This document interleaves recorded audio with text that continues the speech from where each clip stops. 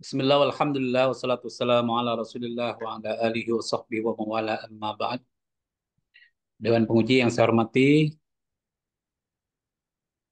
peserta sidang hari ini, WIP 1 dan 2, Bapak Ibu hadirin yang ikut serta menyaksikan proses ujian kali ini, para staf, dan hadirin sekalian yang semoga dimuliakan Allah Subhanahu wa taala. Baik, waktu sudah menunjukkan pukul 14.34. Saya buka kembali skorsingnya. Kita akhiri skorsing, kemudian kita mulai kembali dengan peserta berikutnya, yaitu yang terhormat Bapak Kiai Haji Solihin Bunyamin, yang akan mempresentasikan disertasinya, dan kali ini adalah ujian work in progress. Dengan promotor Profesor Dr. Said Agil Hussein Al-Munawar dan Bapak Dr. Fahrul Razim A. Kemudian untuk penguji yang pertama adalah Bapak Dr. Fahrul Razim A dan penguji kedua adalah Dr. Fazli Hashim M. Hum. Baik, waktu sudah pukul 14.35, kita mulai saja. Kita panggilkan Bapak Solihin Bunyamin. Namun sebelumnya kita awali sama-sama dengan baca basmalah. Bismillahirrahmanirrahim. Kepada yang terhormat Bapak Solihin Bunyamin, disilahkan untuk mempresentasikan hasil tulisan sementaranya maksimal dalam waktu 15 menit. Pada Pak Solihin disilahkan dengan segala hormat. Assalamualaikum warahmatullahi wabarakatuh. Bismillah, alhamdulillah, wassalatu wassalamu ala rasulillah, nabiyana Muhammad ibn Abdullah, wa ala alihi wa sahbihi wa man tabi'ahum wa ala amma ba'd. Bapak Ibu, Bapak pembimbing disertasi Profesor Dr. Said Agil Munawar, Bapak Dr. Fakhruzi MA, eh, pembimbing Kaprodi Pasca Sarjana IKI untuk program doktoral Bapak Ahmad Syukron, eh, para penguji yang saya hormati, Buya Ar-Razi Hashim, Bapak Dr. Fahruzi MA. Saya sangat bersyukur bahwa pada hari ini Allah perkenankan untuk mempresentasikan hasil sementara dari tulisan yang masih sebenarnya berupa draft, ya masih banyak yang salah. Dengan judul yang diajukan adalah Al-Ihtibak, maaf,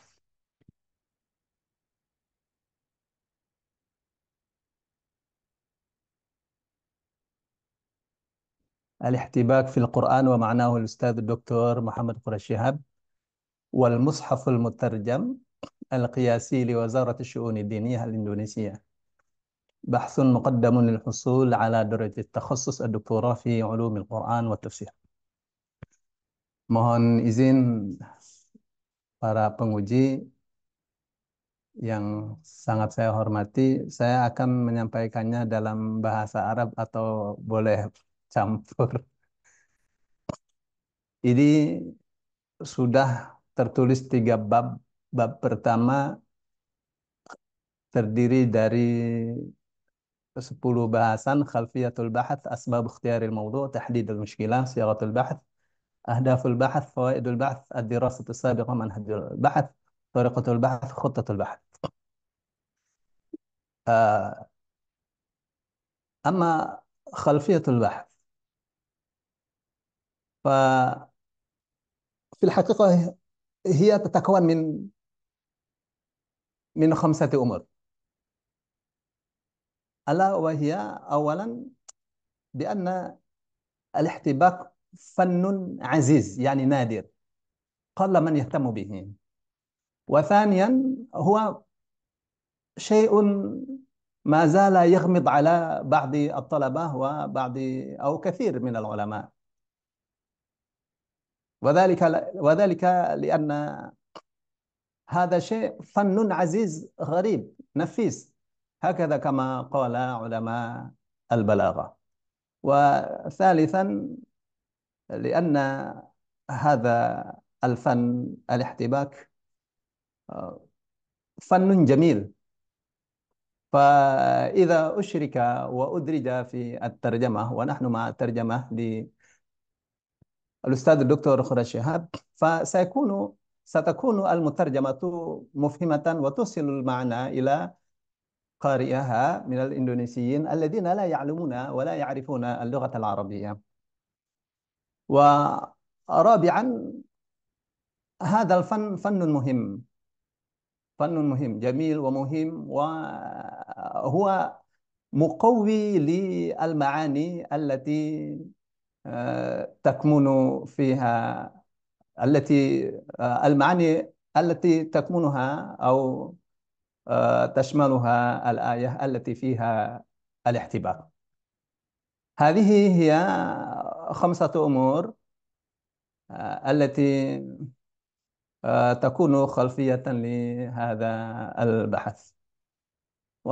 فأنا عندي هذا المثال من أهمية آه، الاحتباك. فعلى سبيل المثال قوله تعالى: فمن كان مريضا أو على سفر فعدة من أيام أخر. هذه الآية إذا ترجم دون مراعاة المحذوفات، فنحن نترجم maka barang siapa di antara kalian ada yang sakit atau dalam perjalanan, maka sebanyak hari-hari yang lain. طبعا هذه الترجمة أو هذه المترجمة ما زالت تحير من يقرأها، ما هذا يعني لا يفهم، الترجمة غير مفهمة، أو لا يفهم القارئ بهذه الترجمة. لماذا؟ قيل maka sebanyak hari-hari yang lain لا يفهم. ولكن حينما ترجم بمراعاة المحذوفات فترجم maka barang siapa di antara kamu atau kalian ada yang sakit atau dalam perjalanan lalu ia berbuka. هذه الإدراجات هذا الإدراج lalu ia berbuka هذا يفهم man yaqra'uhu, maka wajiblah baginya berpuasa sebanyak hari yang ditinggalkan itu pada hari-hari yang lain. Alladzi bainal qausaini hiya al-idrajat الضرورية التي بها تفهم الآية. فإذا أعدنا الترجمة إلى العربية: فمن كان منكم مريضا أو على سفر فأفطر فعليه قضاء صيام عدة ما أفطر فيها من أيام أخرى. فمثل هذا من أهمية الاحتباك في ترجمة القرآن. فنتطرق إلى الباب الثاني، ألا وهو في بلاغة الاحتباك في القرآن الكريم. وأنا قسمت هذا الباب إلى 5 أقسام. الأول معنى الاحتباك لغة، وثانيا معناه اصطلاحا، تاريخ ظهور مصطلح الاحتباك في الأدب العربي، هذا الثالث، والرابع أنواع الاحتباك في القرآن، والخامس بلاغة الاحتباك في كتاب القرآن ومعناه الأستاذ الدكتور محمد قريش شهاب والمصحف المترجم لدى وزارة الشؤون الدينية. الآن معنى الاحتباك. ما هو الاحتباك؟ الغريب هذا الاحتباك في اللغة من أصل حبك يحبك حبكا، وله عدة معان، منها الشد والإحكام وإجادة العمل والنسج وتحسين أثر الصنعة في الثوب وغير ذلك. تقريبا هذا المعنى أو هذه المعاني اللغوية هي التي تكمنه أو يكمنها الاحتباك. فاصطلاحا أن يؤتى بكلامين في النص، يعني هناك كلامان في النص فيحذف من أحد الكلامين كلمة، كلامان يحذف من هذه من أحد الكلامين كلمة، هنا يحذف كلمة أو جملة إيجازا، يأتي ما يدل على المحذوف في الثاني، يحذف هذا يدل على ما يحذف هذا في الثاني، ويحذف من الثاني كلمة أو جملة أيضا قد أتى ما يدل عليها في الأول، موجود حذف هنا ولكن فيه ما يدل في الأول، فيكون باقي كل منهما دليلا على ما حذف من الآخر، ويكمل كل جزء الجزء الآخر ويتممه ويفيده من غير إخلال في النظم ولا تكلف. هذا معنى الاحتباك لغة واصطلاحا. الآن نحن في ظهور أسلوب الاحتباك. متى ظهر أسلوب الاحتباك؟ أما متى ظهر أسلوب الاحتباك؟ هو ظهر مع بداية نشأة البلاغة في العصر الجاهلي، حيث وجدنا آثارها النثرية والشعرية التي تدل على ذلك جلية. مثلا ورد في كتاب نقد الشعر لقدامة ابن جعفر مثل قول الحارث ابن حلز: والعيش خير في ظلال النوك ممن عاش كدا. فما هو المعنى؟ المعنى: والعيش الناعم في ظلال في ظلال الجهل والحمق خير من العيش الشاق في ظلال العقل. طبعا فيه من الحذف الجيد الذي أشاد به بعض المفسرين، وأطلقوا عليه اسم الاحتباك، حيث حذف الناعم في المقطع الأول، أصله والعيش الناعم. الناعم هذا يحذف لما يدل عليها في الثاني كالداء. لما وأنا كتبت هنا حيث حذف الناعم في المقطع الأول لما أثبت ضده في المقطع الثاني وهو كالداء، وحذف من الثاني وهو في ظلال العقل لما أثبت نظيره في الأول وهو في ظلال النوك. النوك يعني جهل، وهو الجهل والحمق. هذا الأسلوب الاحتباكي قد ظهر في العصر الجاهلي، هذا الأسلوب. ولكن متى ظهر مصطلح الاحتباك؟ طيب، بعد الاستقراء أثبت الباحث أن من أقدم الإشارات إلى هذا الحذف كانت في القرن الأول الهجري عند ابن عباس رضي الله عنهما. أما بداية القول به عند علماء النحو فقد ظهرت واضحة في أوائل القرن الثاني الهجري عند سيبويه، وعند المفسرين في أواخر الخامس عند ابن عطية الأندلسي، وتحرر القول في بيان مفهومه في أواخر السابع عند أبي حيان الأندلسي. كما اتضح أن من أقدم من أطلق عليه اسم حذف تقابل السجلماسي في أول السابع الهجري، واحتباك ابن هاني الغرناطي في أوائل الثامن الهجري. إذن هذا هو سلسلة آه، تاريخ ظهور مصطلح الاحتباك. ونقول أول من أطلق هذا الأسلوب باسم الاحتباك هو ابن هاني الغرناطي، وهو في أوائل الثامن الهجري. طيب الآن نحن في أنواع الاحتباك. فالاحتباك من حيث تقييداته ينقسم إلى 5 أنواع: الاحتباك الضدي، المتشابه، المتناظر، المنفي، المثبت، والاحتباك المشترك. يعني هذه المسميات تطلع ل يعني من حيث التقييدات. مثلا الاحتباك الضدي وهو أن يحذف من الأول ما أثبت ضده في الثاني، ومن الثاني ما أثبت ضده في الأول، وهكذا جرى. فهذه هي جدول لأنواع الاحتباك ال5. ضدي، انظر: مذكور محذوف مذكور محذوف، ضدي ضدي ضدي ضدي. مثلا في كلام الأول الجنة مذكور، المؤمنون محذوف، ضد المؤمنين الكافرون مذكور هو، وضد الجنة النار. النار محذوف، الجنة مذكور. والمتشابه متشابه متشابه متشابه، يعني آه، متشابه مذكور، الصبر هذا يذكر، ولكن يحذف ما يشبه ذلك الصبر في كلام الثاني، ويحذف الذين كفروا، ومما أثبت من متشابهه في الكلام الثاني الذين كفروا، هذا متشابه. متناظر، متناظر مثلا مذكور، الذين كفروا مذكور، والغنم لا يذكر. ثم الداعي، الداعي محذوف، الذي ينعق لا يحذف، يعني مذكور. منفي مثبت، مثبت مثلا، مثبت منفي، مثبت منفي، يستعجلون هذا مثبت، ولا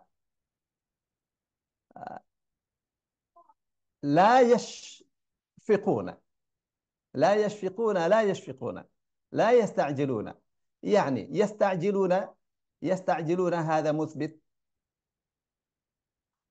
ثم يحذف لا يستعجلون، هذا منفي، ثم يحذف من الأول لا يشفقون، ويذكر في ثاني يشفقون، هكذا. وأما مشارك، مشارك مثبت، مثبت ضدي، ضدي منفي متشابه ضدي، هكذا، يعني الأنواع الخمسة. وأكثر وأجمل أنواع الاحتباك الخمسة هو ضدي ومتشابه. طيب، الآن نحن في بلاغة الاحتباك في كتاب القرآن ومعناه، للأستاذ الدكتور محمد قريش شهاب، والمصحف المترجم لدى وزارة الشؤون الدينية.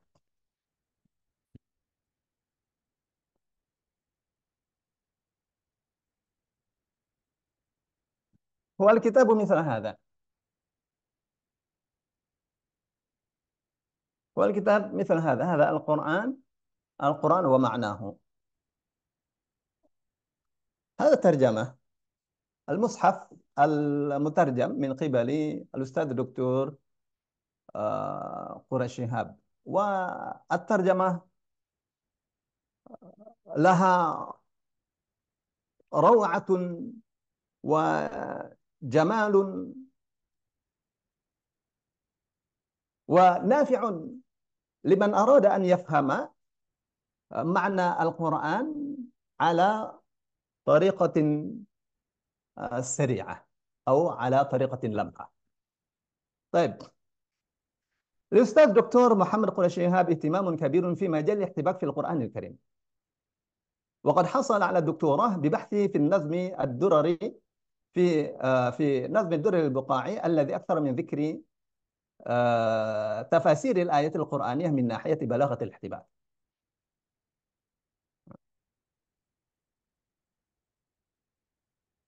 حيث ذكر كلمة الاحتباك في تفسيره ما لا يقل عن 274 مرة.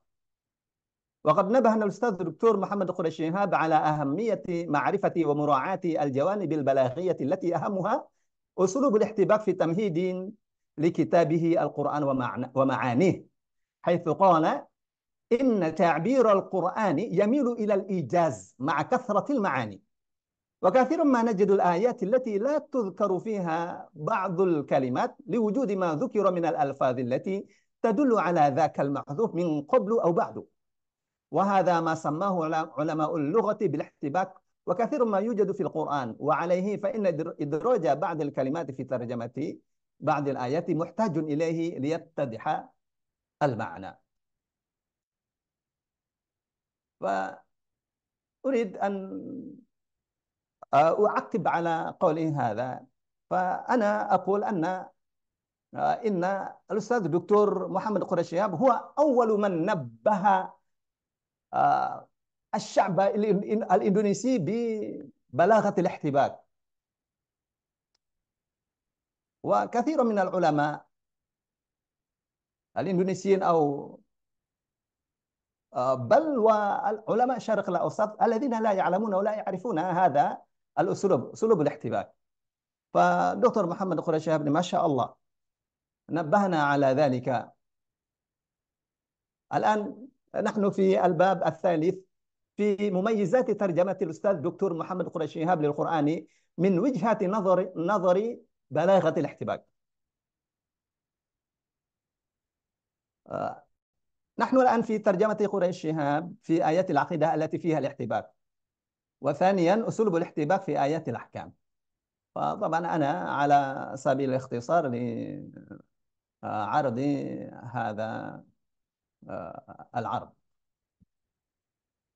الآن مميزات ترجمة الأستاذ الدكتور محمد قريشي شهاب للقرآن من وجهة نظر بلاغة الاحتباك.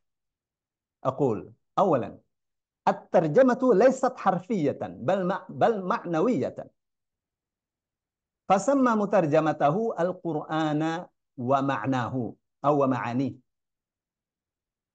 ثانيا من مميزاته مراعاة ما تحتويه كلمات من المعاني، فاختار أنسبها وأقربها للفهم. وثالثا إبراز ما به يحصل الترابط بين الآيات، فأدرج الكلمات أو الجملة المفسرة لما قبلها. الترجمة لها سمة سنية، فلا يترجم إمام مبين أو إمام مبين بالخليفة علي مثلا، يعني الترجمة لها سمة سنية. وخامسا مراعاة العقيدة الصحيحة للقارئين، فألغى بلاغة الاحتباك في بعض مترجماته، ما لو طبقت لفهم لفهم أن القرآن علم وحدة الوجود. وسادسا دمج الاحتباك والتفسير، تنكيح أو تزويج الاحتباك والتفسير، هذا معنى دمج الاحتباك والتفسير معا لعرضها على القارئين واضحا جليا، سواء فيما يتعلق بالعقيدة أو الأحكام الشرعية. هذه من ميزات أو مميزات ترجمة الأستاذ الدكتور محمد قريشي شهاب في كتابه القرآن ومعناه. وأخيرا مراعاة مقام الجمل الاسمية والفعلية، فسعى على أن يترجمها كما هي، الجملة الاسمية بالجملة الاسمية والفعلية بالفعلية، يعني لا يترجم فعلية بالاسمية أو العكس، الاسمية بالفعلية، الجملة الاسمية بالجملة الاسمية والجملة الفعلية بالجملة الفعلية. وكثيرا ما وجدنا أنه ترجم الاسم بالاسم والفعل بالفعل من اللغة المصدر إلى لغة الهدف. نحن الآن في نموذج لترجمة الأستاذ الدكتور محمد قريشي شهاب في آية العقيدة التي فيها احتباك. أعوذ بالله من الشيطان الرجيم. وقالوا كونوا هودا أو نصارى تهتدوا قل بل ملة إبراهيم حنيفا وما كان من المشركين. Hadhi tarjamatuhu, dan mereka berkata sesuai dengan agama masing-masing. Jadilah kamu penganut Yahudi atau Nasrani, niscaya kamu mendapat petunjuk. Katakanlah, hai Nabi Muhammad SAW, tidak. Bahkan kami mengikuti agama Ibrahim yang lurus, tidak cenderung kepada kebatilan dan jauh dari kepercayaan sesat. Dan bukanlah dia, Nabi Ibrahim alaihissalam, termasuk golongan orang-orang musyrik. Al-Baqarah ayat 135. Hadza law a'adna tarjamatahu wa qalu wifqan lidiyanatihim kunu hudan aw nasara tahtadu. Hadza mithlu wa qalat al-yahud kunu hudan tahtadu wa qalat an-nasara kunu nasara tahtadu. Ya, biqaulihi wifqan lidiyanatihim. Yani al-yahud yaqulun wan-nasara yaqulun. Al-yahud yaquluna kunu hudan wan-nasara yaquluna كونوا نصارى. هذا معنى وفقا لدياناتهم. كونوا هودا تهتدوا، كونوا نصارى تهتدوا. طبعا الذي قال كونوا هودا اليهود. اليهود قالوا كونوا هودا تهتدوا، والنصارى قالوا كونوا نصارى تهتدوا. قل أيها النبي محمد صلى الله عليه وسلم كلا بل اتبعنا ملة إبراهيم حنيفا غير مائل إلى الباطل وبعيدا عن المعتقدات الضالة وما كان إبراهيم من المشركين. هذا على التقدير. وقالوا كونوا هودا تهتدوا أو كونوا نصارى تهتدوا. طيب هذه هي ترجمة الأستاذ دكتور محمد قريشي في سورة البقرة، آية 135، آية فيها احتباك في آيات العقيدة. التحليل: وقالوا وفقا لدياناتهم كونوا هودا أو نصارى تهتدوا، فيها احتباك، وهو مثل وقالوا كونوا هودا تهتدوا أو كونوا نصارى تهتدوا، إلا أن المترجمات ترجمها بما يناسب الألفاظ في الآية، فأدرج فيها الألفاظ المختارة المناسبة لأسلوب الآية، وله إذا أراد أن يكتب الاحتباك كما هو المقدر، مثل وقالوا كونوا هودا تهتدوا أو كونوا نصارى تهتدوا. ويفهم من Baik الترجمة Pak Kiai, أن اليهود. Pak Kiai, mohon maaf, saya potong ya, karena waktu sudah lebih dari 15 menit ya, sudah hampir setengah jam. Baik, selanjutnya kami eh, silakan kepada yang terhormat Bapak Dr. Fahrul Razi MA untuk memberikan saran, masukan, serta penilaian atas tulisan dari Bapak Kiai Haji Gunanjar Sholihin. Bisa berbahasa Indonesia dan juga atau berbahasa Arab, silakan. Ya. Campuran. Pada yang terhormat Bapak Dr. Fahrul Razi MA, disilakan. Terima kasih, Yai Ahmad Syukron. Yes. Assalamualaikum warahmatullahi wabarakatuh. Waalaikumsalam warahmatullahi warahmatullahi wabarakatuh. Alhamdulillah wa kafa wa salamun ala ibadihi alladziina astafa wa ba'du. Yang sama-sama kita hormati Ketua Sidang pada hari ini, Yai Ahmad Syukron, dan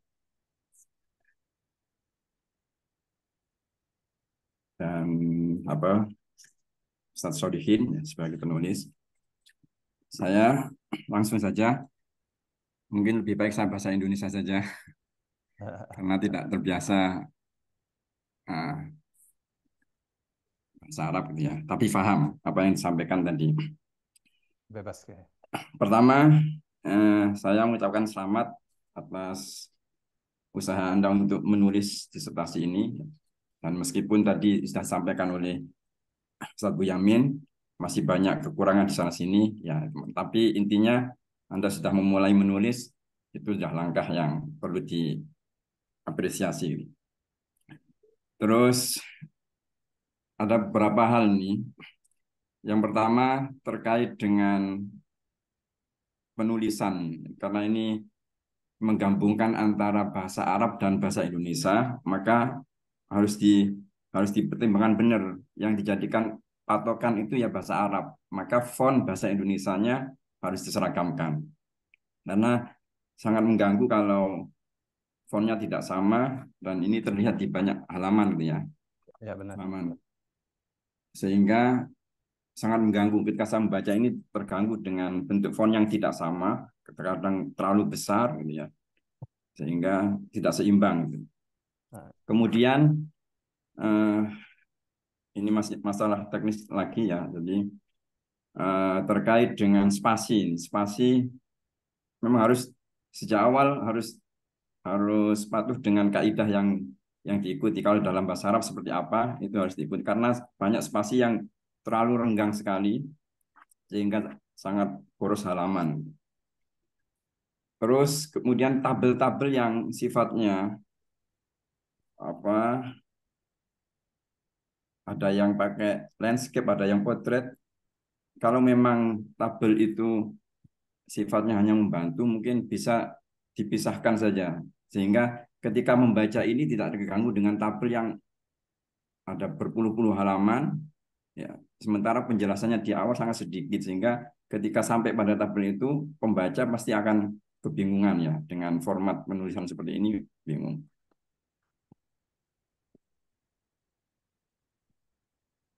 Terus tadi ini ada berapa ini masih teknis semuanya ini.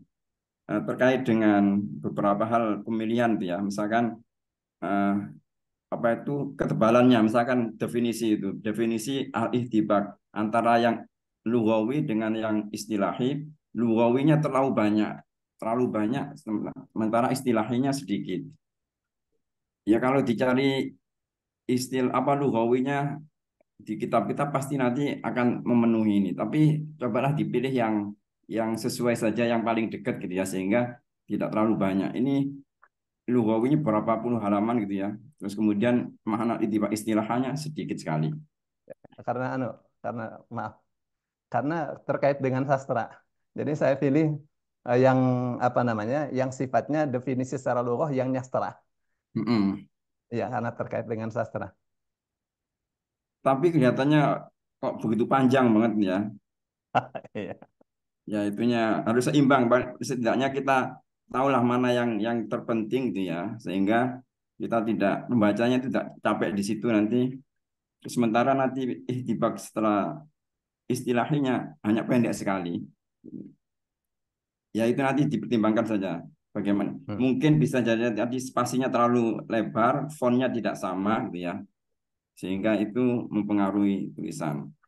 Kemudian font Arab ini harus seragam, termasuk terkait dengan ayat Al-Quran. Ayat Al-Qurannya menggunakan fontnya siapa? Kalau menggunakan font Mushaf standar Indonesia, kita sudah punya font ada di aplikasi Quran in Word. Gunakan itu apa ya? Kalau bisa ya seragam, tidak campur-campur. Karena yang terbaca di sini ini ada yang merujuk ke Madinah, ada yang Ya. ke Mushaf standar Indonesia. Jadi dipilih salah satu. Saran saya karena ini di Indonesia ya sebaiknya pakai mushaf standar Indonesia saja. Ini, bentar.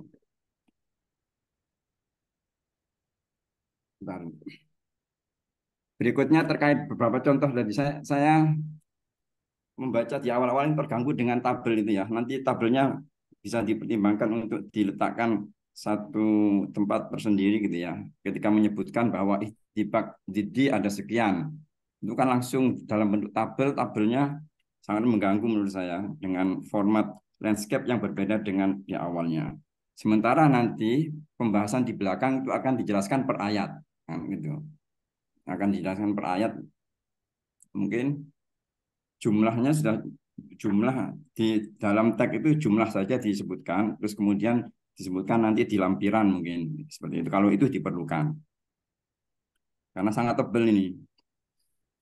Terus kemudian yang diperbandingkan ini kan terjemahan Prof. Quraish Shihab Al-Quran dan maknanya dengan terjemahan Kementerian Gimana? Agama ya Al-Quran dan terjemahnya. Dua terjemahan ini punya apa itu perbedaan yang mendasar sekali. Dari penamaannya itu kita bisa melihat bahwa Pak Quraish memilih dan maknanya itu memang beliau beranggapan tidak mungkin diterjemahkan, ya hanya dipahami maknanya.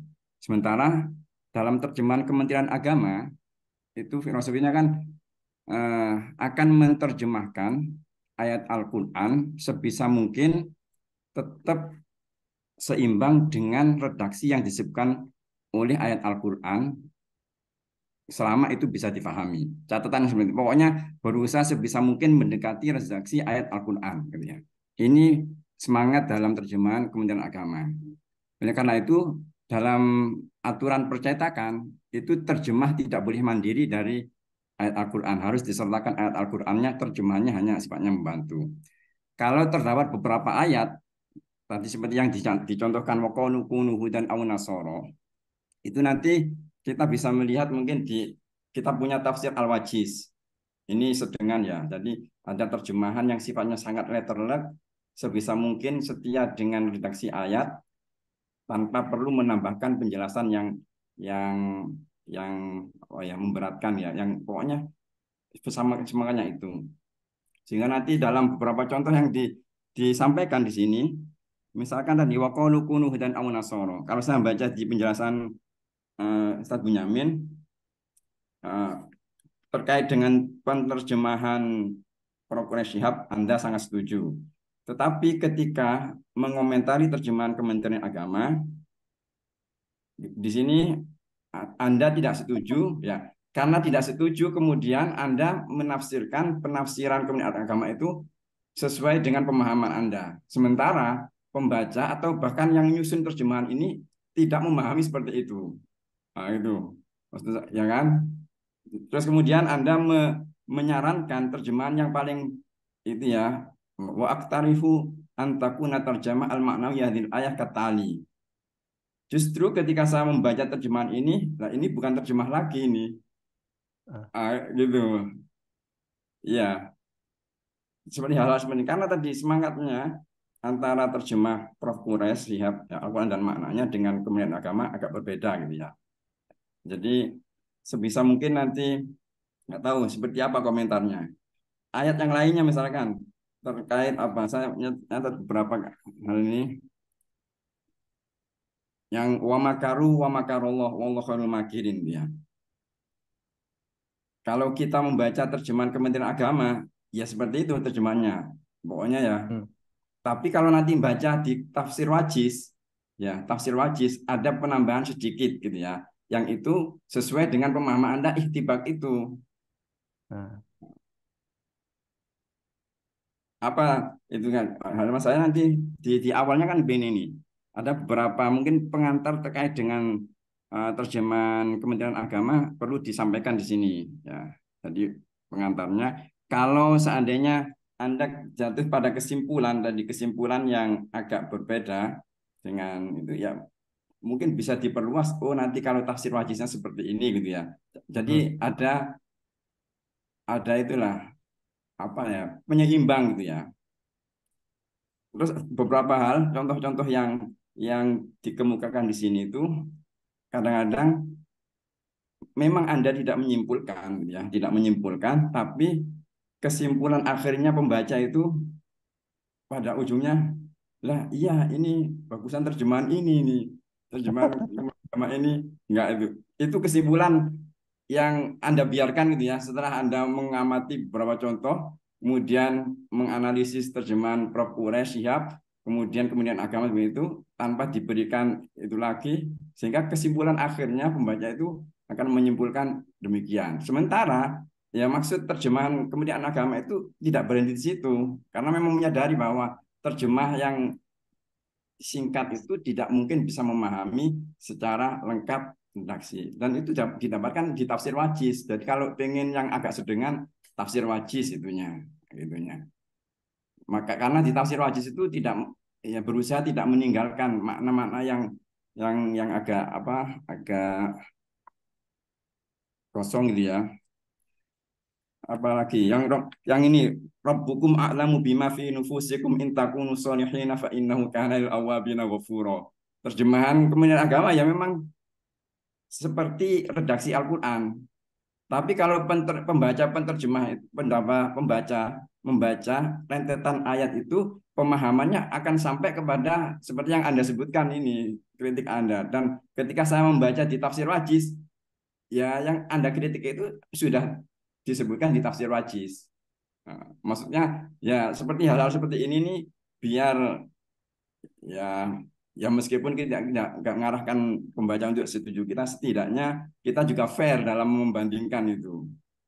Nah, itu beberapa hal ya, beberapa hal. Tapi yang ini tadi ada ya masih hal-hal tulisan. Nanti silakan di bagaimana caranya karena Anda sudah mengatakan akan menganalisis setiap ayat ya, setiap ayat sebisa mungkin ya ya kalau kebetulan Anda tidak setuju dengan salah satu penerjemah karena kan gini ihtibak setelah saya baca kan ihtibak itu kan dalam redaksi Arab. Misalkan dalam kasus waqalu kunu hudan aw nasara. Dengan pemahaman ihtibak itu Anda menyarankan terjemahannya ini. Menurut saya terjemahan itu nggak semakin bagus malahan. Wong diterjemahkan seperti perkataan Al-Qur'an dan mereka berkata jadilah kalian Yahudi dan Nasrani. Itu penafsiran orang tuh ya yang mengatakan jadilah Yahudi ya orang agama Yahudi. yang langsung ya akan kembali kepada pemeluk agamanya masing-masing. Kalau Pak Quraisy dinyatakan ya. Dan saya baca dalam tafsir, maksudnya penerjemah kementerian agama seperti itu, bukan seperti yang Anda pahami. Seakan-akan orang Yahudi mengakui dengan Nasrani, Nasrani mengakui Yahudi, terus mereka nah, itu. Dan ketika saya membaca, sebelum membaca tulisan Anda ini, saya nggak terbersit itu pemahaman Anda itu. Artinya saya memposisikan ini pembaca umum ini, pembaca umum yang ya nggak paham lah iktibak, tapi dengan membaca terjemahan Kementerian Agama itu sudah cukup.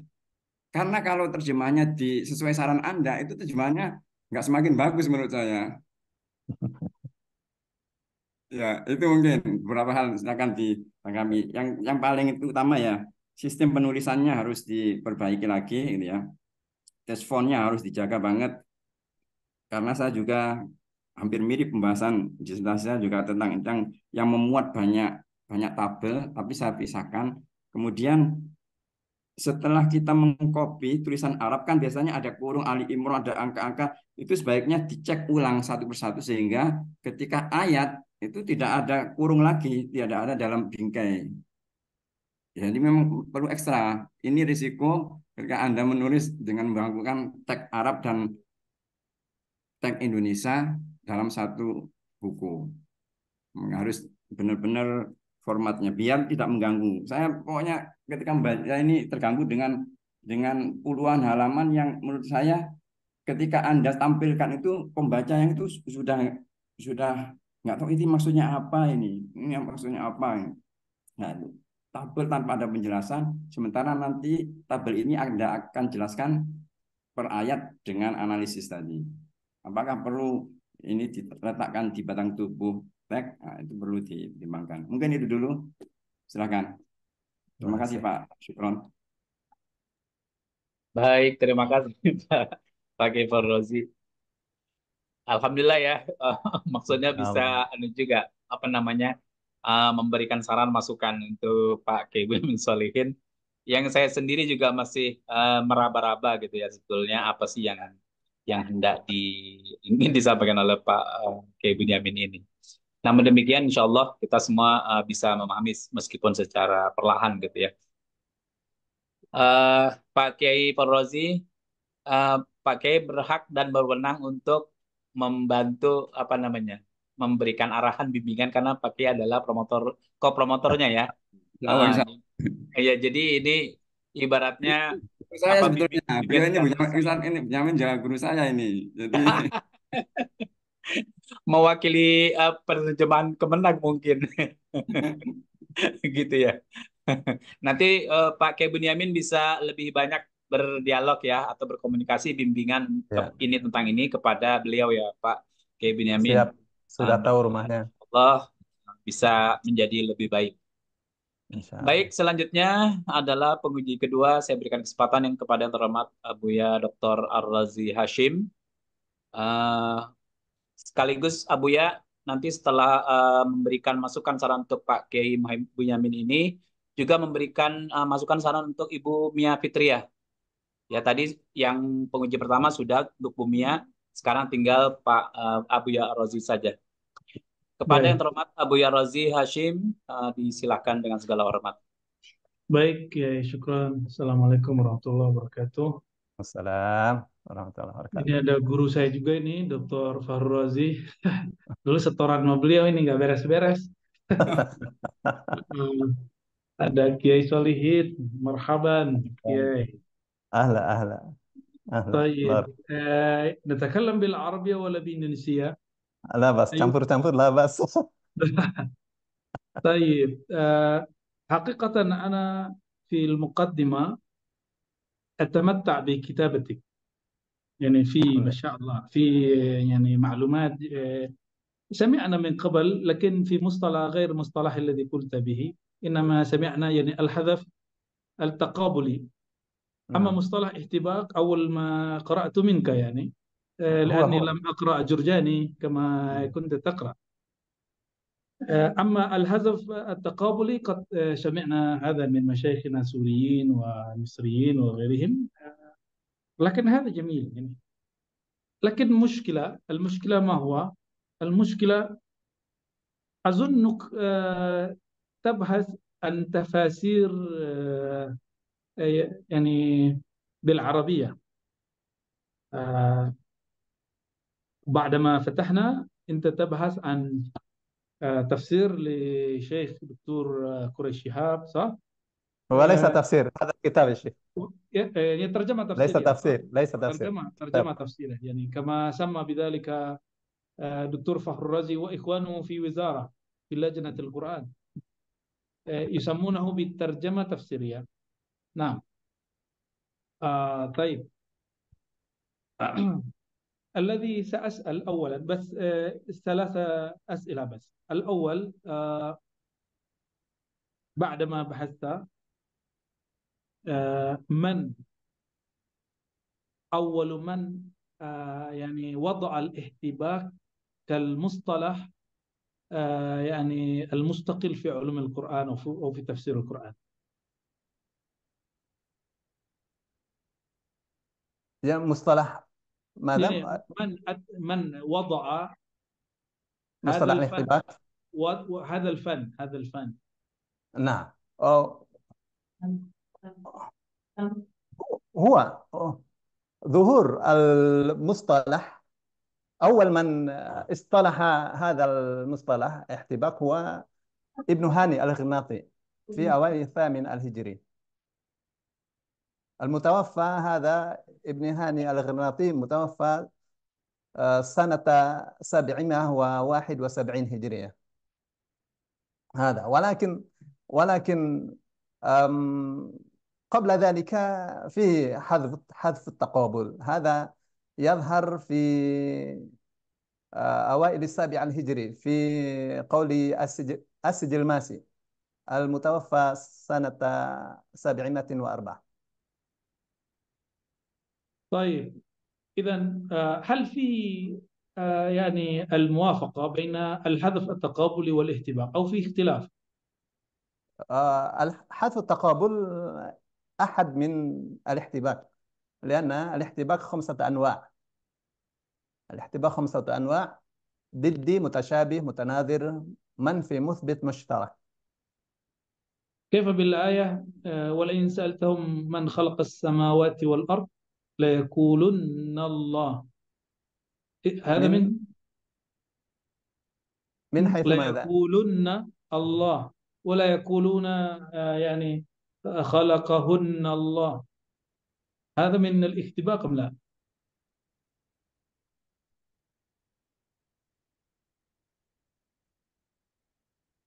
هذا من الاحتباك. من الاختباء، من ما شاء الاحتباك. الله. هذا من الاحتباك. طيب، إذا لو قلت يعني لا يقولن خلقهن الله. نعم. طيب، نعم. ابن تيمية أو يسمى بالتقابل آه، كذلك. كان ينتقد صوفية من أجل أن الصوفية يذكرون الله باسم المفرد، صح؟ الله نعم. الله الله، يعني مع أن اسم الله المجرد آه، يعني من الاهتباء. إذا حد ابن تيمية ما يفهم هذا الكلام، يعني حسب ما قرأت في التاريخ أو في أفكار ابن تيمية. بس مثال بس قبل أن ندخل إلى قرى الشهاب. رائع. ربما ما يفهم، صح؟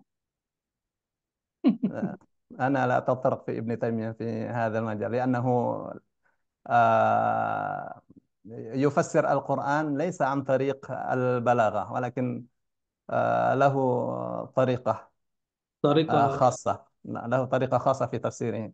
نعم، طريقته مما طريقة الفقهاء والمتكلمين. نعم. نعم. لكن الكلام غير كلام الأشعري ولا ماتريدي، كلام الذي أسسه هو بنفسه. مم. طيب طيب، لكن الاهتباء آه، ستجد فيه آيات تتعلق بالعقيدة، صح؟ نعم.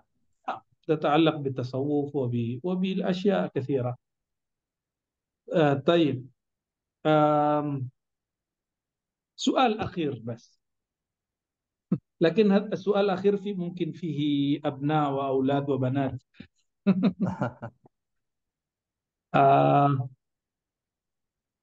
لماذا تختار دكتور محمد كل شهاب وترجمة قياسي عند وزارة شؤون دينية، ولست يعني تبحث البقاعي وجرجاني وغيرهم، مع أنهما أحسن وأنا سأتمتع أكثر من هذا البحث، واستفيد أكثر استفادة لو كنت تبحث من هؤلاء. والله يعني هذا البحث أنا أعمل في ثلاثة مراحل. أنا أقرأ بقاعي أولا، ثم أقرأ قرشي، ثم أقرأ ترجمة، يعني مشوارات كثيرة. وأنا أتمتع في البحث كذلك، فأنا أعرف كيف يفكر البقاعي، وكيف يفكر ابن عاشور في تفسيره، وكيف كذلك عالمنا العظيم هذا قريش شهاب. والله آه يعني من جانب نفسي أنا أحبه. نعم، أحبه. لا شك، كلنا محب لشيخنا حبيبنا قريش شهاب، لكن أقصد بذلك لكي لا يقع فيه يعني الزلل حينما كنت تبحث الاهتباء في بلاغ العربية، والآن أنت تقرأ وتحققها في اللغة الإنجليزية. هذه مشكلة يعني، صح؟ لا، أنا بل العكس. بل كيف العكس بويا. بل كيف العكس. كيف كيف العكس؟ أنا رأيت طبعا دكتور قريشي هذا حصل على دكتوراه من بحثه في نظم الدرر للبقاعي، صحيح؟ نعم. آه. آه. بعدما ترجم هذا الكتاب راعى هو الاحتباك وجانب التفسير كذلك. أوكي. فإذا رأى أن الاحتباك إذا طبق في الترجمة هذا لا يجدي، فأزاح الاحتباك وشرع في ترجمته تفسيريا. فإذا رأى أن هناك لابد أن يدمج بين الاحتباك والتفسير، دمج الاحتباك والتفسير، فكانت ترجمته ترجمة رائعة جدا. هذا الذي أريد منك، هذا عندي. هذه جملة الذي أريد منك. شكرا. طيب، بارك الله فيك. حياك. الله أتم يحييك. هذه الكتابة العلمية وننتظر نتيجته، ونستفيد إن شاء الله. دعاؤكم. بارك بويا. الله فيكم. الله يحييك. بارك الله فيكم. الله يحييك. هذا مني، والله أعلم بالصواب، والعفو منكم. الله يرفع درجتك. Amin, amin. Ya, lanjut. Siapa nih? Bu Mia ya? Ya, Bu Mia, silakan Pak. Silakan Bu ya. Bu Mia. Saya pengen tahu dulu karena Bu Mia nih ngomong hermeneutik ya. Seberapa menarik dan seberapa tertariknya Bu Mia dengan Syahrul ini. Nah, sebelum saya nanya yang aneh-aneh. Ya, Assalamualaikum warahmatullahi wabarakatuh. Bismillahirrahmanirrahim. Ya, Eh, Sebenarnya sih ini Ustadz, eh, bukan menarik ya, karena memang lagi S2 itu saya ngambil tentang Nazaratul Hudud Indah Muhammad Syahrul Libasul Mar'ah Hadus Sariko. Karena dulu yang di PTIKI disertais menak beasiswa memang harus menggunakan bahasa Arab gitu ya. Tesisnya. Jadinya ngambil judulnya memang tentang Syahrul, tentang teori hudud. Tetapi di batasan masalah cuma Hadus Sariko Malibasul Mar'ah. Jadi maksud saya, hmm. kenapa saya ngambil sekarang tentang Syahrul juga? Ya bukunya masih ada gitu, Ustaz. Jadinya eh, nggak harus saya harus dari awal gitu, Ustaz. Jadi misalnya sudah Oke. ada, gitu aja. Anda bisa baca bahasa Arab dia? Enggak sih, Ustaz. Kan banyak buku-buku Syahrul yang terjemahan gitu ya. Oke, itu muskilahnya. Maksud saya begitu. Banyak terjemahan. Cuma memang lagi S2 itu memang memang wajib semuanya menggunakan bahasa Arab, makanya memang itu yang saya ambil. Oke, karena bahasa Arabnya Syahrul ini juga aneh gitu, karena dia dia orang muhandis yang nekat berbicara Al-Quran. Iya, Tapi kajian bagus. dalam filsafat ilmu, saya kan ngajar filsafat ilmu. Em, Ketika muncul sosok kayak Syahrul, kita harus hadapi. Jadi nggak kemudian kita anggap ini liberal, di kafir. Saya nggak tertarik dengan klaim-klaim begitu. Tapi jika emang Quran itu maftuh, Quran itu solihun likulli zaman wa makan, kita harus bisa menjelaskan fenomena syahrul ini gitu. Oke, jadi Anda jatuh cinta sekali dengan syahrul atau emang karena sudah kebalang pasah? Kayaknya yang kedua ya. Karena mungkin banyak banyak menulis syahrul gitu Ustaz. Karena jurnal juga kebanyakan memang syahrul, karena buku-buku juga masih ada berkaitan tentang syahrul. Tapi untuk disertasi ini saya lebih membahas kepada pergeseran paradigma dalam kajian ulumul Quran modern, studi kasusnya hermeneutik syahrul. Jadi ketika memang kita melihat ada beberapa kelompok yang pro kontra pro tapi ada batasan, saya mau melihat apakah tiga kelompok tadi gitu kan selama disertasi ini untuk meredam sih enggak ya Ustadz, tapi bisa jadi seperti itu. Cuma saya mengaitkan konstruksi hermeneutik syar'i ini apakah bisa dikompromikan atau diintegrasikan dalam kajian ulumul Quran modern. Karena kan kajian ulumul Quran modern itu ada pendekatan perangkat-perangkat modern yang masuk dalam sub pembahasan ulumul Quran. Uh, saya di sini di bab 2 memang ada tentang tipologi ulumul Quran Ustaz. Jadi tipologi ulumul Quran itu ada yang benar-benar memang pembahasannya pembahasan klasikal dalam arti munasabah, kemudian nasah mansum, hukam mutasyabi. Kemudian ada juga contoh misalnya di bab 2 juga ada saya contohkan beberapa ulumul Quran di Indonesia, contoh Pak Hasim Wijaya, kemudian ada beberapa lagi yang mengambil atau memberikan pembahasan hermeneutik dalam cakupan atau daftar isi ulumul Quran itu Ustaz. Maka dari situ, apakah ini disebut dengan pergeseran paradigma ulumul Quran ketika menambahkan hermeneutik? Nah, makanya syahrul yang saya jadi kasus kan gini. Nah, dari situ akhirnya perumusan masalah teruncing pada apakah ada korelasi dengan pendekatan filsafat ilmu. Saya pakai teori kebenaran Ustaz. Apakah konsistensi di syahrul ataukah tidak gitu. Selama gagasannya dipaparkan dari beberapa karya-karya syahrul. Itu aja sih Ustaz, nggak lebih dari itu. Ya, kalau di kalangan ahlul Quran kan memang syahrul ini tidak masyhur. Ya.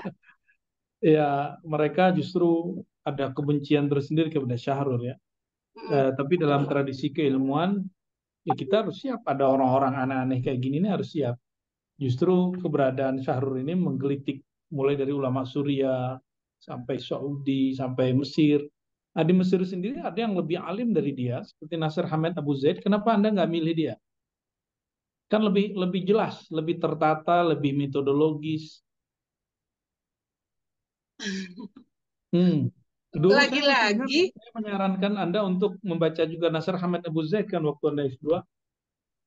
oh enggak Ustaz, malah saya langsung tertarik karena memang biasanya kan memang linear gitu ya Ustaz dengan kajiannya kan memang Muhammad Syaruni tidak linear itu yang jadi tertarik tapi bukunya yang Alkitab Al-Quran Qiraah Muhasirah itu kok bisa sampai dan banyak juga jurnal-jurnal orang-orang Indonesia para akademisi yang menulis tentang Syarul itu juga sih yang jadi tertarik saya Ustaz jadi belum ke yang lain masih ke Syarul.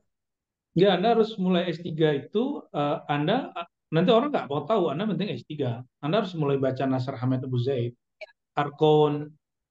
Kalau bisa nanti ada satu bab atau di bab 2 atau 3 ketertarikan Anda ke Syahrul itu Anda sebutkan alasan metodologisnya apa. Jadi kelebihan dia itu apa.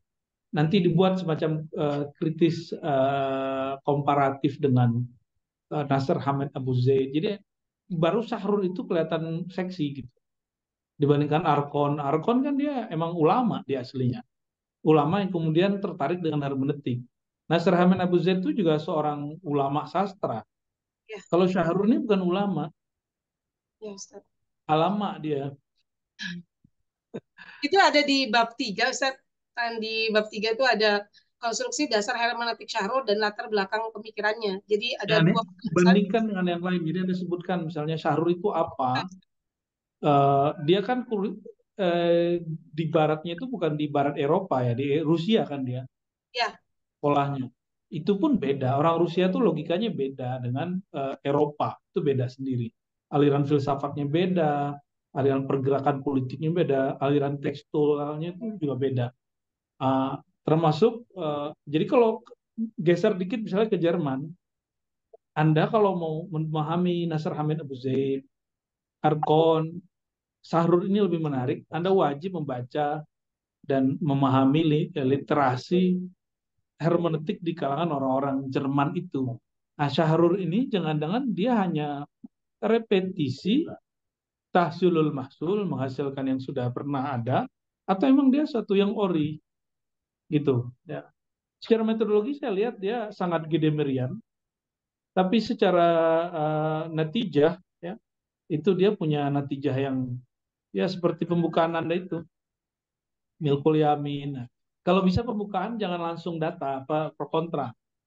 Kalau bisa pembukaan itu semi hipotesis Anda. Oke. Ya, semi hipotesis Anda tentang tema hermeneutik. Bahasanya ya ya boleh yang genit-genit dikit lah. Nah, Siap, biar siap. nanti kita masuknya lebih enak. Oke. Pertanyaan nomor 2 terakhir. Apakah Syahrur itu pernah mengatakan bahwa dia ini mengambil jalur mazhab, salah satu mazhab dari hermeneutik? Oke. Kalau yang saya tahu ya Ustadz, ini Syahrul pada misalnya di kalangan hermeneutik, kan hermeneutik biasanya memang ada tiga apa tiga ada tiga ini ya Ustadz, dari teks, kemudian author dengan reader atau disebut dengan konteks. Nah, kalau Syahrul kan makanya disebut oleh Pak Nasar Hamid Abu Zaid itu dibilang ahistoris karena memang tidak tidak mau teks itu dianalisis dari kapan teks itu akan muncul gitu. Makanya kalau misalnya bisa, maksudnya kalau misalnya dilihat dari beberapa langkah tafsirannya itu, Syahrul itu disebut memang ahistoris gitu, hanya melihat teks saja dan teks saja. Jadi makanya dibilang Pak Sahiran Syamsuddin itu mengatakan bahwa Pak uh, Syahrul itu adalah seorang subjektif kalau misalnya masuk dalam hermeneutik. Karena memang kalau misalnya subjektif berarti penafsiran memang dari dianya hanya melihat dari teks. Sedangkan di beberapa hermeneutik kan ada yang metodologis, ada yang apa ada yang hermeneutik pembebasan, ada yang hermeneutik filosofis, Gadamer, yang lainnya. Kalau Syahrul itu posisinya melihat hanya teks saja. Itu yang saya tahu. Iya, itulah masalah Anda itu ya. Karena Anda sudah ke Balang Pasar nyebutnya hermeneutik ulumul Quran, tapi ternyata dia bukan hermeneutik kata Anda kan. Nah, ini gimana cara ngonekinnya nanti itu ya. Saya udah bantu tadi kalau Syahrul ini dia akan lebih relevan kepada Gadamer dalam beberapa hal, tapi tidak relevan di banyak hal yang lain. Tapi secara natijah tadi, dia emang nggak jelas itu orang ya. Oleh karenanya dalam diskursus ulumul Quran, bahkan tafsir Quran, Syahrul ini punya jasa. Jasanya adalah ad-dakhil fi tafsir. Anda tahu ad-dakhil fi tafsir? Ada khilaf tafsir. Apa ad-dakhil fi tafsir? Infiltrasi dalam tafsir. Apaan? Ya, infiltrasi dalam tafsir, dalam tafsiran. Contohnya apa? Contohnya? Israiliyat juga masuk, ad-dakhil. Itu Kemudian itu dakhil kodim itu. Dakhil sekarang itu ya Syahrul lah orangnya. bisa tafsir ilmi juga bisa masuk ya Ustaz. Hermeneutik juga bisa masuk dong, ad-dakhil. Ad-dakhil Dakhil modern. yang paling parah itu Syahrul. Secara natijah ya, secara produk. Nasr Hamid Abu Zaid itu dia hanya bicara metodologis. Dia belum masuk kepada natijah.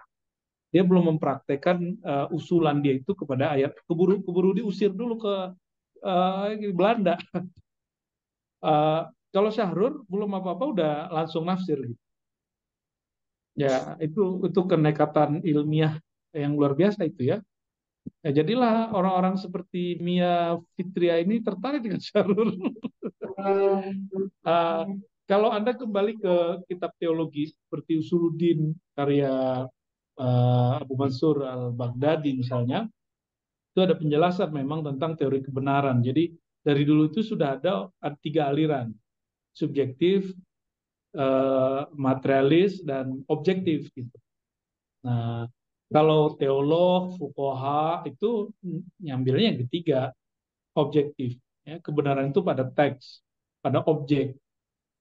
Si Syahrul ini kan dia pernah nggak mengatakan tidak ada kebenaran mutlak. Tidak ada Lalu kebenaran. kalimat itu berbahaya. Kebenaran mutlak itu ada, tapi kebenaran mutlak itu bukan hasil ijtihad. Kebenaran hasil ijtihad itu kebenaran yang nisbi. Nah, kalau orang-orang objektif, dia mengakui bahwa ada kebenaran mutlak, ada kebenaran ijtihad yang tidak mutlak. Nah, Syahrul ini menganut yang mana? Apakah bagi dia semua orang boleh benar, semua orang boleh salah? Yang dia yang mana? Atau dia suka nyalain orang, terus membenarkan dirinya?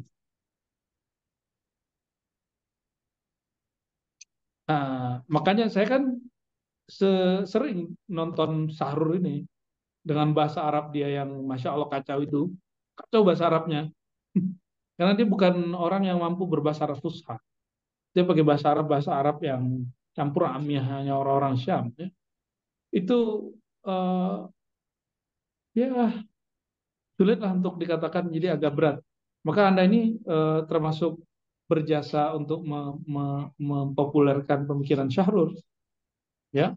Tapi Anda, saya rasa, Syahrul ini bukan malaikat, bukan nabi. Yang saya tunggu dari tulisan Anda satu. Apa kritik Anda terhadap Syahrul? Itu yang terakhir. Kira-kira bocorannya apa dulu nih? Apa kritik Anda terhadap Syahrul? Oke. Ustaz, ini awal sebenarnya gini, ada 3 catatan selama penelitian berlangsung ini Ustaz. Kalau misalnya hermeneutik Syahrul, saya ini sebenarnya cuma untuk melihat apa, karena memang kan ada di dalam kajian ulumul Quran itu masuk banyak sekali perangkat-perangkat modern gitu kan. Sampai Asuyuti juga mengatakan bahwa bolehnya, makanya definisi ulumul Quran kan yang berkaitan tentang Al-Quran. Ketika berkaitan tentang Al-Quran, akhirnya ketika di bab 2 itu ada Ustadz, ada tabel perbandingan jumlah pembahasan ulumul Quran yang memang ada yang mendetailkan, kemudian ada yang meringkas. Kembali lagi ke sini. Berarti saya cuma melihat pergeseran paradigma dalam kajian ulumul Quran modern. Ada pendekatan hermeneutik yang selalu digaung-gaungkan gitu, yang selalu ditulis. Nah, kalau misalnya 3 catatan yang saya lihat, kalau saja hermeneutik Syarif tadi ini menggabungkan antara konservatif dengan progresif yang dibilang oleh Pak Sahiron ketika tipologi konservatif, tipologi tafsir kontemporer. Kalau itu menggabungkan dua, kalau saja misalnya hermeneutik Syahrul itu memperhatikan konteks sejarah, dan memang Syahrul itu ahistoris. Kemudian kalau saja juga hermeneutik Syahrul itu menafsirkan hal-hal yang bersifat ta'akuli gitu kan, bukan ta'abudi. Mungkin itu bisa untuk meredam gitu kan orang-orang yang memang kontrak sekali dengan hermeneutik Syahrul. Cuma kan di sini banyak juga yang mengapresiasi gitu loh Ustadz. Jadi saya cuma untuk mengkompromikan apakah ketika contohnya Pak Sahiron mengintegrasikan ulumul Quran dengan hermeneutik, maksud saya ketika mengintegrasikan ulumul Quran dengan hermeneutik pas baca di buku atau di daftar isinya kan memang tidak ada tuh Ustaz metode atau pembahasan klasik dalam artian munasabah nggak ada gitu kan, cuma langsung ragam-ragam aliran hermeneutik saja. Cuma maksud saya ketika mau dikompromikan atau diintegrasikan dalam kajian ulumul Quran, saya cari korelasi dulu nih, kira-kira ketika Syahrul menolak nasa mansuh, ketika Syahrul menolak asbabun nuzul. Nah, apakah itu setiap hasilnya, contoh di usul jadid gitu, apakah semuanya sama atau gagasannya itu yang selalu dipaparkan apakah sama atau tidak? Itu yang saya mau lihat di korelasinya. Kemudian itu Ustadz itu aja sih sebenarnya. Oke, berarti Anda masih galau ini. Ya, kalau itu cukup S2, mohon maaf ya. Anda harus jadi seorang yang siap dipanggil doktor. Itu Anda harus menaruh Syahrul itu objek yang bisa dikata-katain juga lah. Ya, jangan hanya kemudian melihat pandangan orang lain tentang Syahrul. Anda kan sudah baca bukunya walaupun terjemahan, tidak masalah. Tinggal jujur aja baca terjemahan siapa kan boleh-boleh aja.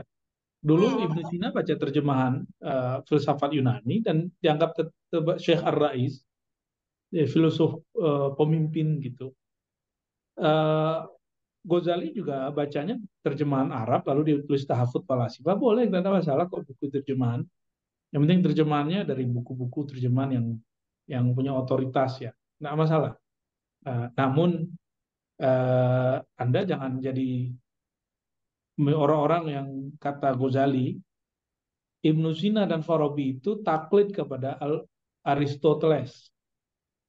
Sedangkan Ghazali ingin mengeluarkan orang-orang yang fanatis ke Aristoteles itu kepada sesuatu yang lebih segar. Justru Ghazali lah yang dituduh kemudian mematikan ilmu agama. Ya, itu lucu-lucuannya dalam sejarah filsafat ilmu ya. Saran saya nanti Anda jangan hanya dikenal untuk meredam. Tugas kita S3 bukan meredam itu tugas pendakwah, dai ustadz ya. Tugas saya lah itu sama Dr. Syukron, Dr. Fakhr Razi, itu tugas kita tuh ceramah, ngeredam-ngeredam orang. Kita ngeredam malah kita juga yang digalakin orang kadang tuh. Nah, tugas kita disertasi bukan meredam asumsi, opini. Kita justru ingin menyerang opini, mengkritisi opini, atau membuat opini baru. Gitu. Jadi Anda blacklist dari kamus Anda ingin meredam opini, itu nggak usah. Itu kalau tugas dai dan teolog. Oke? Siap, siap, siap. Ya, ya, ya. Barangkali Sama. itu saya singkat sebenarnya dengan guru saya nih, Dr. Farrazi ini. Marhaban, Kiai. Nah, Insya Allah. Nah, ini penggemar Syahrul ini. Iya, makanya. Barangkali itu Kiai Syukron ya. Eh, saya cukupkan ya. Mohon maaf karena telat baru selesai kegiatannya. Assalamualaikum warahmatullahi wabarakatuh. Waalaikumsalam warahmatullahi wabarakatuh. Waalaikumsalam warahmatullahi wabarakatuh. Terima kasih ya Bu ya. Sudah sampai juga ya. Kita menanti, tapi alhamdulillah hari ini sudah bisa diselesaikan semua. Untuk Bu Mia dan Bapak Kiai Haji Solihin Yamin, alhamdulillah sesi ujian juga sudah selesai. Penguji pertama dan penguji kedua sudah memberikan arahan, bimbingan, masukan, saran, dan juga penilaian. Untuk itu mohon diperhatikan betul dan segera dilakukan revisi sesuai dengan target dan jadwal ya. Bapak Ibu masih punya kewajiban ya, mungkin bisa di-share. Nah, ini dia kewajiban akademik mahasiswa pasca ujian proposal WIP pendahuluan disertasi. Yang pertama adalah bahwa mahasiswa wajib menyerahkan revisi proposal WIP atau pendahuluan disertasi paling lambat 2 bulan. 2 bulan nih Pak Kiai, ya Bu Mia, dan juga teman-teman yang tadi sudah ujian ya sebelumnya. Setelah pelaksanaan ujian, jika terlambat menyerahkan revisi proposal WIP pendahuluan disertasi akan dikenakan denda sebesar 250.000 ya. Yang kedua, revisi proposal disertasi harus disahkan oleh Kaprodi. Jadi nanti apabila Pak Kiai dan Bu Mia sudah selesai, bisa dikirim ke saya, nanti akan saya cek dan saya verifikasi. Kemudian eh, yang ketiga, revisi WIP pendahuluan disertasi harus disahkan oleh tim penguji ujian WIP atau pendahuluan, dibuktikan dengan tanda tangan pada lembar pengesahan. Jadi setiap mau melangkah ke ujian berikutnya harus ada pengesahan ya, lembar pengesahan. Untuk WP1 dilaksanakan paling lambat 6 bulan setelah penerbitan SK pembimbing tugas akhir. Jadi setelah ditetapkan promotor dan kopromotor, Bapak Ibu diwajibkan untuk melaksanakan ujian WIP1 maksimal 6 bulan atau paling lambat 6 bulan setelah SK promotor terbit. Berikutnya, jika telat atau mengalami keterlambatan dari waktu yang sudah ditentukan, akan dikenakan denda Rp500.000. Begitu juga dengan WP2 sama ya Rp500.000. Juga untuk pendahuluan disertasi nomor 6 ini juga sama Rp500.000 jika terlambat. Yang ketujuh untuk ujian terbuka promosi doktor jika terlambat akan dikenakan denda Rp500.000. Namun demikian untuk Bapak Ibu semuanya ya para peserta ujian Jangan langsung terpaku dan fokus pada dendanya ya, tapi pada upaya revisinya itu yang paling penting. Jika selesai dalam waktu atau di bawah batas waktu, insya Allah akan bebas, ibaratnya tidak kena denda gitu ya. Mudah-mudahan Bapak Ibu semua bisa melaksanakan segera revisi dengan baik, sesuai dengan target di bawah 2 bulan setelah ujian WP ini, dan ujian berikutnya paling lambat dilaksanakan adalah dalam waktu 6 bulan. Apalagi kalau misalnya mau ikut wisuda, ya mudah-mudahan bisa segera. Ya. Baik Bapak Ibu sekalian, akhirnya saya ucapkan selamat kepada seluruh peserta ujian hari ini. Mudah-mudahan Allah senantiasa memberikan pertolongan buat kita, kemudahan dan kelancaran, keluasan rezeki dan juga waktu, sehingga kita bisa menyelesaikan studi dengan baik. Terima kasih kepada yang terhormat Kiai Haji Dr. Farul Razi MA, juga kepada Abuya Abdul Hashim, kepada Bapak Dr. Haji Muhammad Ulin Nuha MA, juga kepada Bapak Direktur Pasca yang hari ini berhalangan hadir karena ada rapat ya, jadi mengamanahkan kepada saya. Akhirnya dan juga kepada seluruh eh, Bapak Ibu yang ikut hadir ya dari pagi sampai sore ini. Akhirnya sama-sama kita tutup dengan membaca hamdalah. Alhamdulillahirabbil alamin. Subhanakallahumma wa bihamdika asyhadu an la ilaha illa anta astaghfiruka wa atubu ilaik. Saya akhiri wallahul muwaffiq ila aqwamit thoriq. Wassalamualaikum warahmatullahi wabarakatuh. Selamat ya untuk Pak Solehin, Bu Mia, dan semuanya.